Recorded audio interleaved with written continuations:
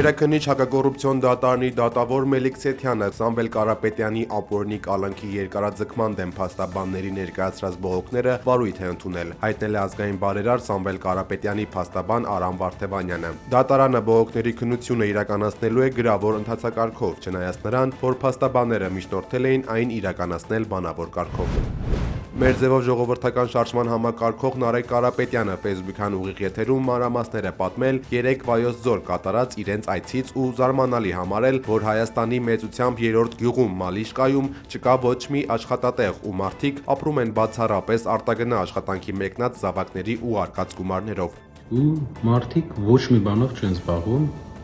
ոչ մի բանով։ 3-րդ գյուղը Հայաստանի։ Իսկ հիմա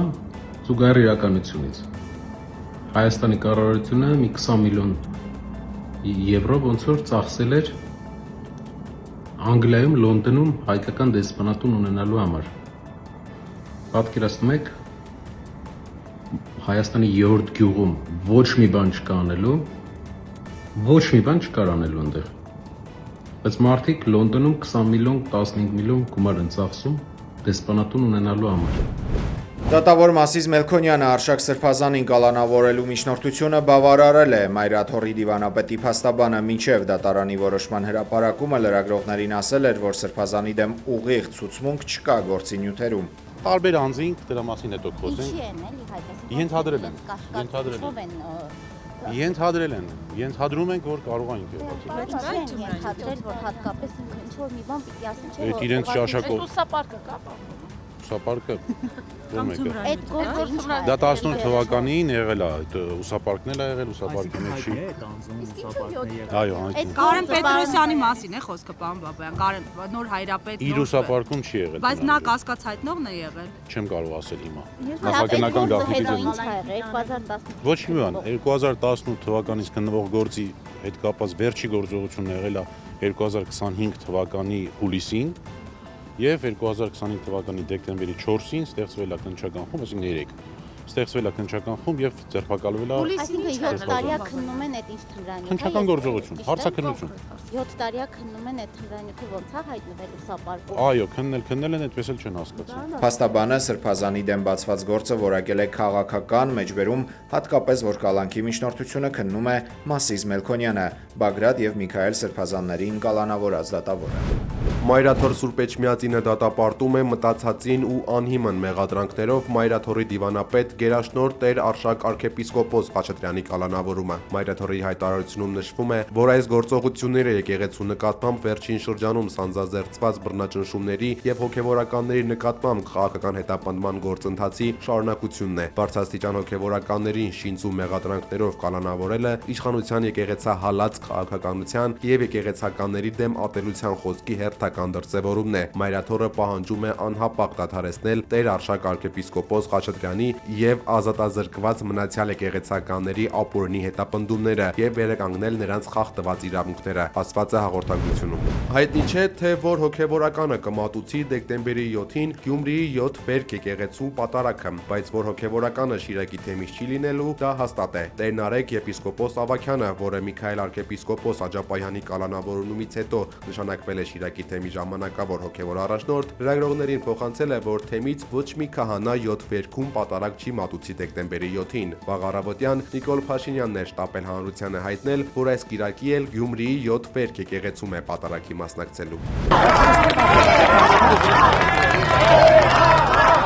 Ֆրանսիական Մարսելում հայերը վեհափառ վանկարկումներով են դիմավորել ամենայն հայոց կաթողիկոսին։ Գարեգին II-ը Մարսելում է հայրապետական այցով։ Վեհափառի հետ հանդիպել է Մարսելի քաղաքապետ Բենուա Պայան։ Ամենայն հայոց կաթողիկոսին հիշեցրի այն պատմական, ամուր ու հավերժական կապերի մասին, որոնք միավորում են մեր քաղաքը հայ ժողովրդի հետ։ Մարսելը չէր լինի Մարսել, եթե չլինեին հայերը։ Վեհափառի հետ հանդիպումից հետո սոցցանցի իր էջում գրել է Մարսելի քաղաքապետը։ Sonra Azərbaycan ziyalıları ilə Հայաստանի հետ խաղաղություն հաստատելու նոր նախապայման է առաջ քաշել Իլհամ Ալիևը, ադրբեջանցիների վերադարձ Հայաստան։ Արևմտյան Ադրբեջանի համայն կոչվող կազմակերպության 3-րդ միջազգային համաժողովի մասնակիցներին հղած ուղերձում Ադրբեջանի նախագահը կրկին պնդել է, թե հայերը ոչնչացրել են ադրբեջանական մշակութային ժառանգությունը Հայաստանի տարածքում եւ որ ադրբեջանցիների այսպես կոչված վերադարձը պետք է ամրագրվի միջազգային փաստաթղթերով որպես խաղաղության նախապայման։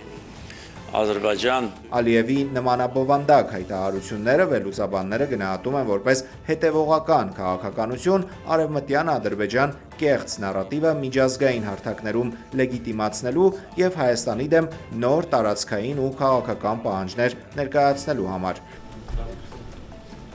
Ընդամենը 2 օր առաջ Հայաստանի վարչապետը խորհրդարանի ամբիոնից ասել էր, որ Ադրբեջանի հետ արդեն հաստատվել է խաղաղություն եւ դա փաստ է։ 110 կիլոմետրի չափով մենք ենք իրաց տարածքում։ Ազգային ժողովի նախագահ Ալեն Սիմոնյանը ավելի վաղ հայտարարել էր, թե Հայաստանի զինուժը 90-ականներից վերահսկում է Ադրբեջանի մոտ 110 քառակուսի կիլոմետր տարածք, իսկ Բաքուն մոտ 200 քառակուսի կիլոմետր հայկական տարածք։ Վիեննայում կայացած ԵԱՀԿ նախարարական խորհրդի նիստում քննարկվել է Ադրբեջանի եւ Հայաստանի միջև ձեռք բերված համաձայնությունները եւ կողմերի միջև ընթացող խաղաղության գործընթացը։ Նիստերի ընթացքում նախարարները արտահայտել են իրենց աջակցությունը Հայաստանի եւ Ադրբեջանի միջև խաղաղության գործընթացին։ Դրանք ողջունել են խաղաղության համաձայնագրի կնքումը, ընդգծելով համագործակցության, իրավունքի գերակայության եւ տարածաշրջանի կայունության կարեւորությունը եւ պատրաստակամություն հայտնել աջակցել գործընթացի ամրապնդմանը։